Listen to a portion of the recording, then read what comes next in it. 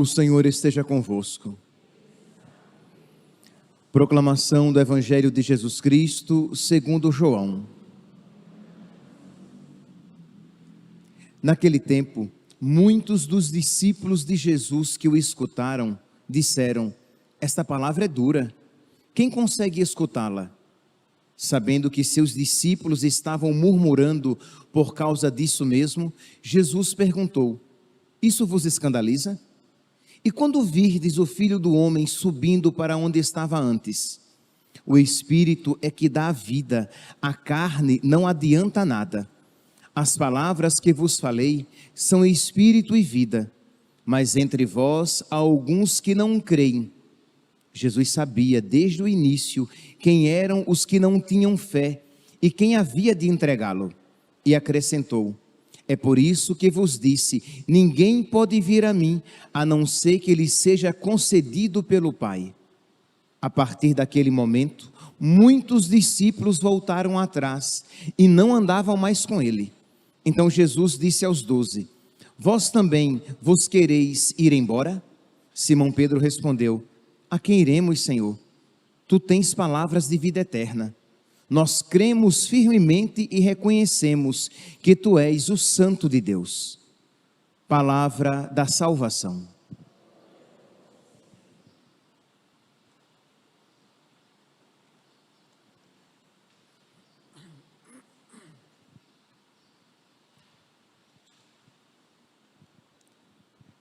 Caríssimos irmãos e irmãs, nós estamos terminando o capítulo 6 de São João, que fala a respeito de Jesus, pão da vida. E aqui é a conclusão, é o resultado de todo aquele discurso em que Jesus, ele vai repetindo várias vezes que ele é o pão do alto, que ele é o pão do céu, que ele é o pão da vida. Que ele, nós católicos, quando ouvimos isso, imediatamente reconhecemos a Eucaristia. Daqui a pouco, o sacerdote vai tomar o pão e o vinho, e vai erguer o pão e vai dizer, bendito sejais, Senhor Deus do Universo, pelo pão que recebemos de vossa bondade, fruto da terra e do trabalho humano, e que agora vos apresentamos, e para nós se vai tornar pão da vida. Isto é, o sacerdote oferece o pão comum, e dizendo, o Senhor vai me dar de volta o pão da vida. Depois da imposição das mãos, a invocação do Espírito Santo e as palavras consacratórias, aquele pão material, aquele pão comum, se transformará em pão da vida, no corpo e sangue, alma e divindade de nosso Senhor Jesus Cristo. Então é esta a nossa fé católica, e que Jesus repetiu várias vezes, eu sou o pão da vida, eu sou o pão do alto, eu sou o pão do céu, o pão verdadeiro. Pois bem, e depois desse discurso de nosso Senhor, e nós podemos imaginar com que profundidade, beleza e unção Jesus disse isso. Porque se os sacerdotes que creem podem falar a respeito da Eucaristia com amor, imagine nosso Senhor falando do maior presente que Ele deixaria para nós, seu corpo, sangue, alma e divindade. Não obstante, o amor, a profundidade, a beleza, a unção de nosso Senhor, diz que muitos não creram, acharam aquele discurso duro demais. Como é? Ele nos dará a comer o seu corpo e nos dará a beber o seu sangue? Não, isso não é possível. E Jesus então, no versículo 60, ele pergunta, isto vos escandaliza? No versículo 61, isso vos escandaliza? Isto é, você não consegue acreditar? Por quê? Porque muitos disseram que essa palavra é muito dura, Quem pode nela acreditar nesta mensagem? E é interessante, meus irmãos, que dentre aqueles que não creram, se apresenta também, faz parte deste grupo dos incréus, dos descrentes, Judas. Judas também não acreditou. Imagine, um ano antes da Páscoa definitiva, um ano antes de todos aqueles acontecimentos, da traição do próprio Judas, ele já tinha apostatado da fé.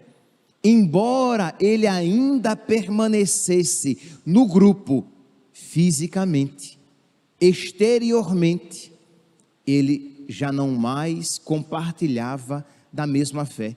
Jesus vai dizer aqui, 64, Jesus vendo a reação deles e percebendo que eles murmuravam entre eles, Jesus diz: mas há alguns entre vós que não creem, pois desde o princípio Jesus sabia quais eram os que não criam e quem o havia de trair. E mais à frente, desde então, muitos dos seus discípulos se retiraram e já não andavam com ele.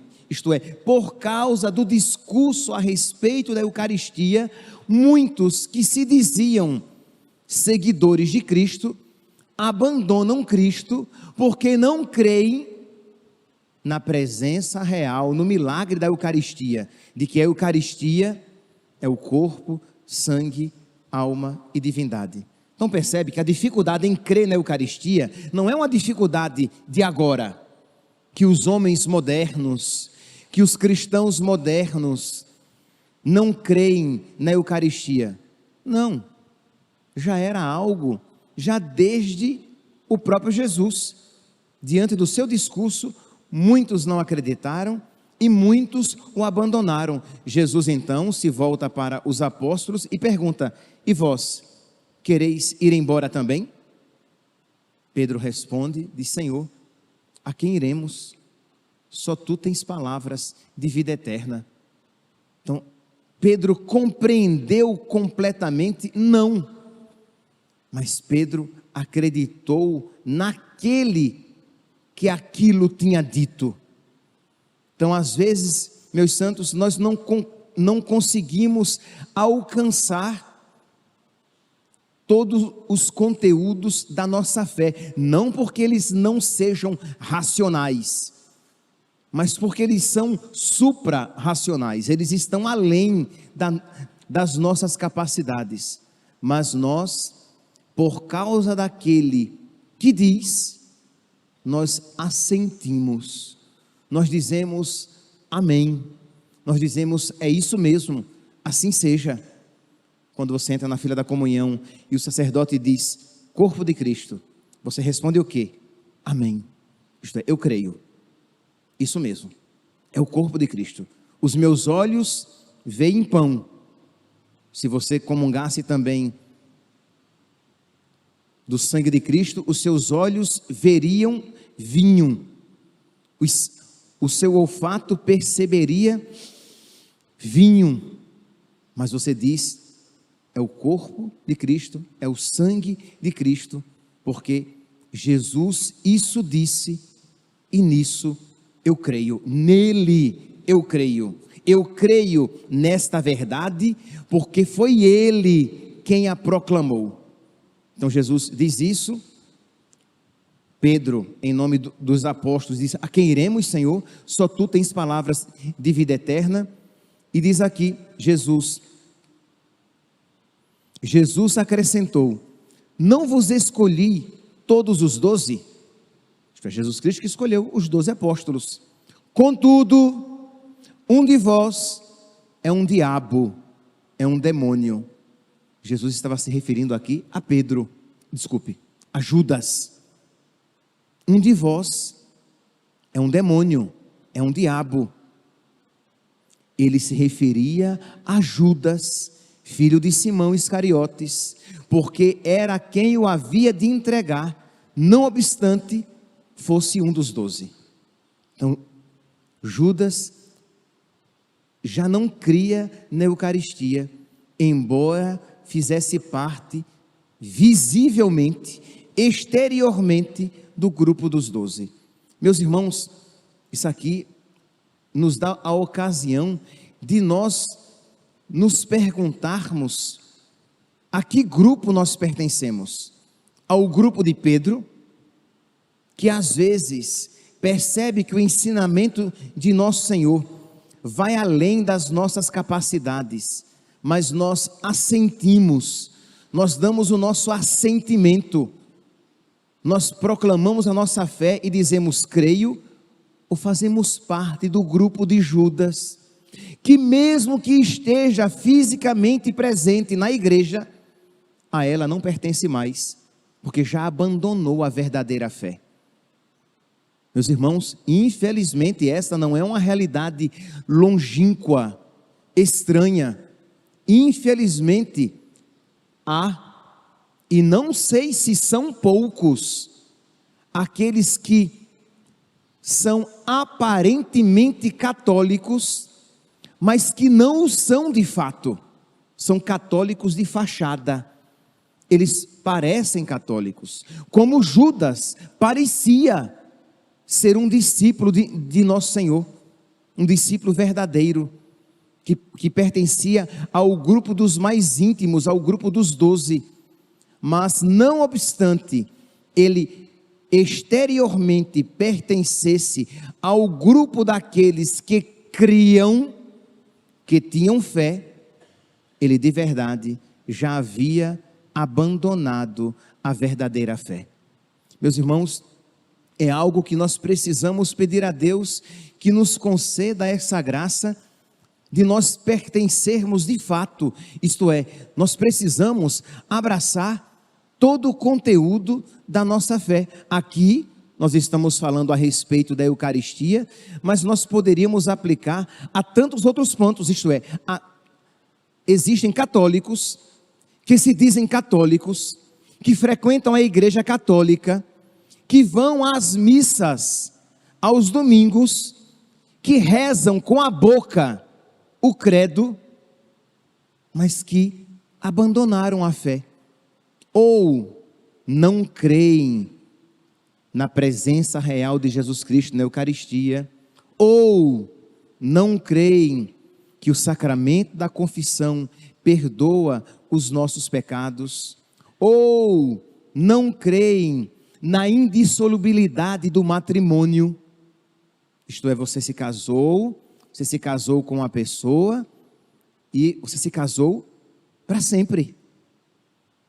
Lembrem-se que também este é um ensinamento que não é de difícil compreensão apenas hoje, que já na época em que Jesus isso ensinou, muitos disseram, Pedro foi o porta-voz, disse, Senhor, se esta situação, é melhor não se casar.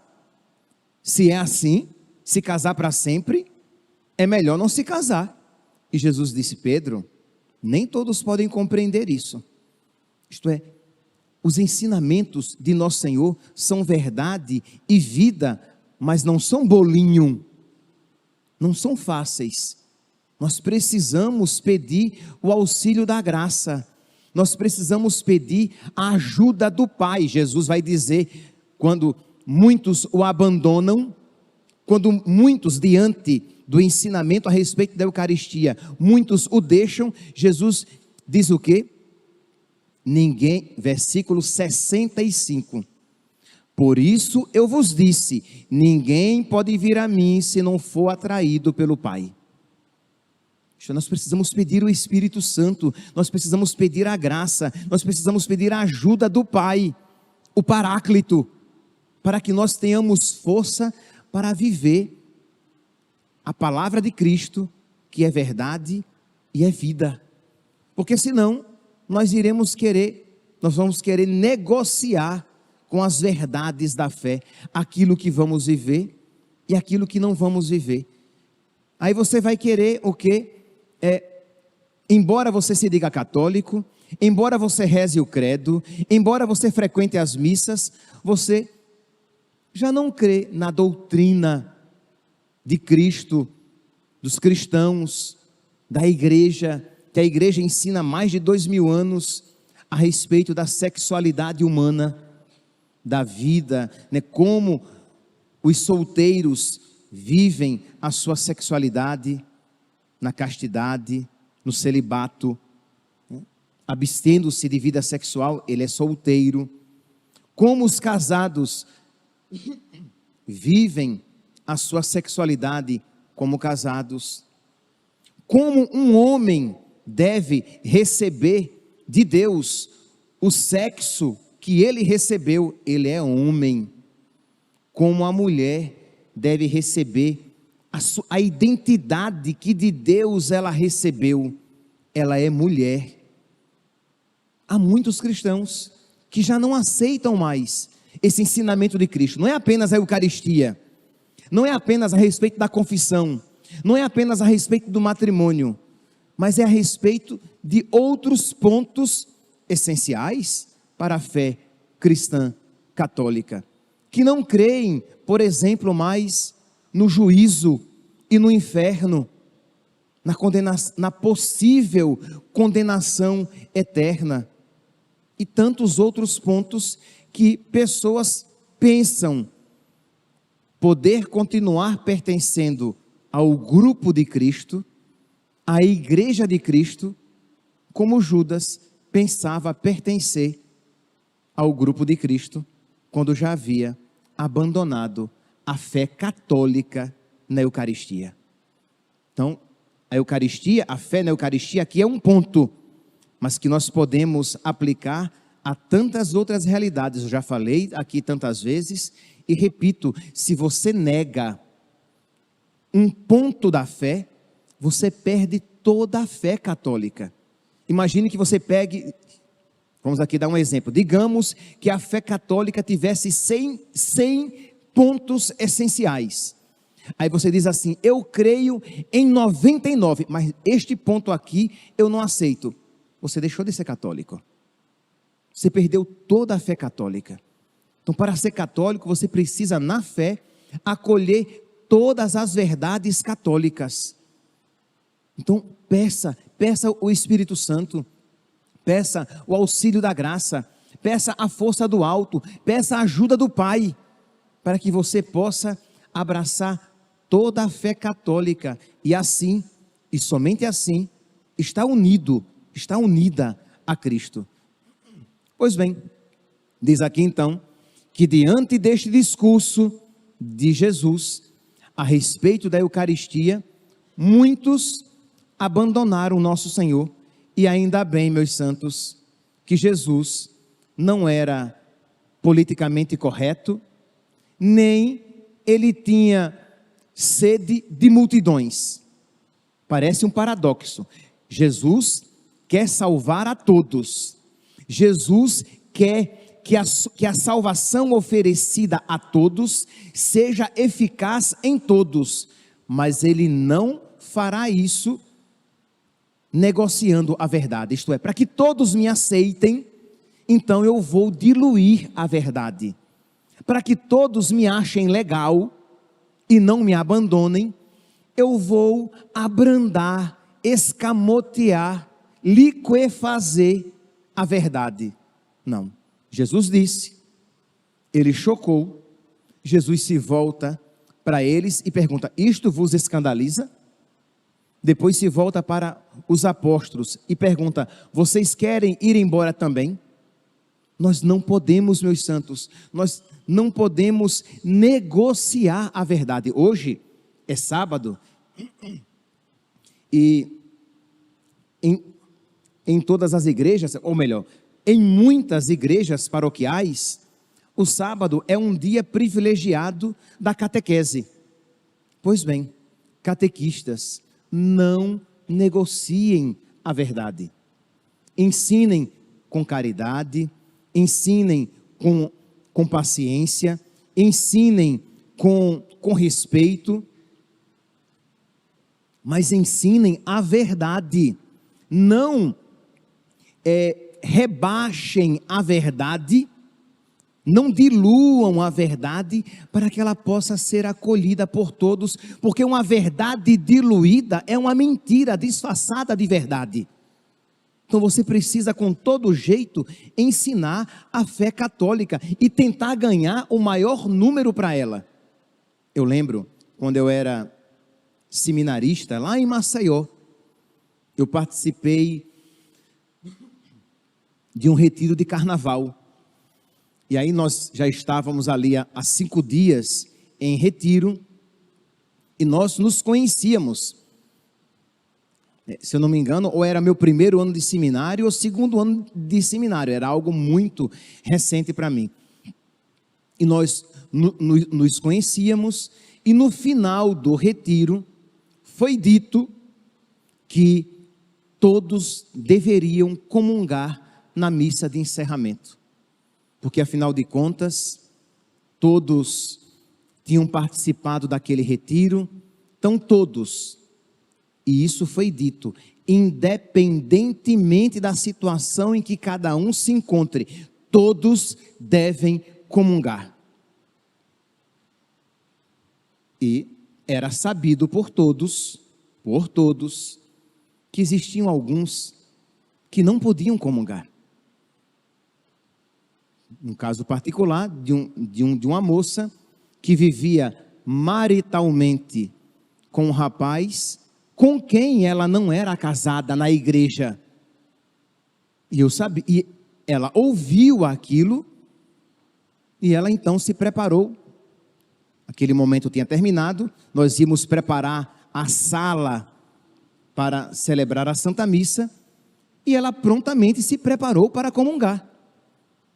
E eu com muito jeito, com muita caridade, fui a ela e disse: minha santinha, você ouviu isso que foi dito, né? Ah, é? Então eu vou comungar. Eu disse: você não pode comungar, porque você não está preparada, você precisa primeiramente se casar, você vai precisar se confessar, para poder receber Jesus. Nossa, a menina, a jovem mulher, me matou no coração. Por quê? Porque eu a tinha ofendido, não obstante eu tenha sido bem educado, mas aquela verdade foi recebida de uma maneira ofensiva. Mas, meus irmãos, a palavra de Deus diz que quem comunga, quem recebe a Eucaristia em pecado, recebe a própria condenação.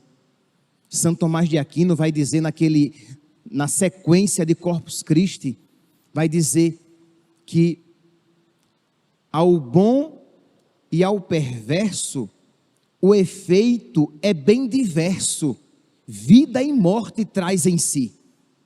Isto é, a Eucaristia é vida para quem está preparado para recebê-la. A Eucaristia é morte, é desgraça, é maldição para quem não está preparado. Só que nós muitas vezes não cremos nisso. Aí nos abstemos, não dizemos nada. Mas eu pergunto, vamos aqui colocar noutro contexto.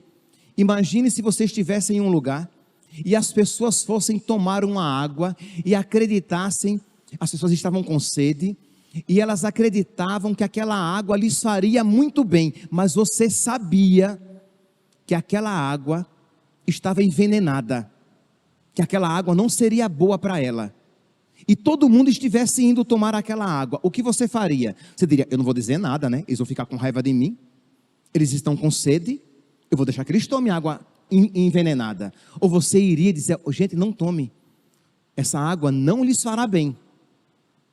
É claro que você faria isso. Ora, quando nós não... Agora vamos aplicar aquilo que pode ser aplicado. Então, a Eucaristia é a maior bênção que pode ser oferecida a alguém aqui neste mundo. É o próprio Deus que nos é oferecido, mas precisamos estar preparados para recebê-lo. Senão, ao invés de nos fazer bem, nos fará mal. Então nós precisamos ter caridade e ensinar a verdade e com muito jeito ensinar as pessoas a maneira correta, salutar, salvífica de receber a Eucaristia. Porque senão, por pudor humano, porque eu não quero me indispor com ninguém, eu não digo nada, mas é porque na verdade você não tem caridade.